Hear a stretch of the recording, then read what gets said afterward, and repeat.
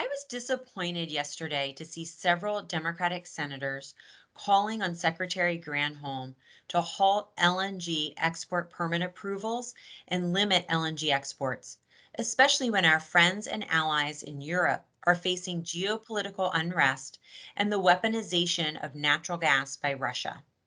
Policymakers in New England need to face the facts about the actual cause of their high energy prices. There is abundant supply of U.S. natural gas to meet our domestic needs, but northeastern states continue to block the pipelines required to deliver it. Because of pipeline constraints, New Englanders rely on LNG imports from foreign nations for up to 35% of their natural gas supply on peak days, which means prices in New England are driven up by the high global spot price of LNG.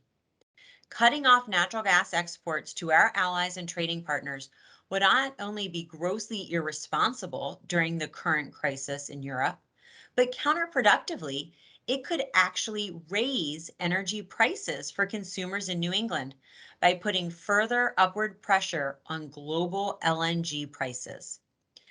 The U.S. Energy Information Administration published an analysis about this yesterday, focused specifically on New England, and it concluded that in addition to raising natural gas prices, natural gas pipeline constraints also limited the amount of natural gas that could be delivered to power plants, leading to reactivization of several power plants that burn fuel oil to help meet electricity demand.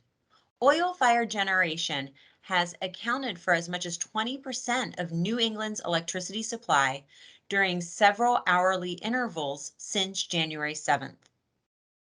INGAA appreciates that these senators want affordable and reliable energy for their constituents. We share that goal.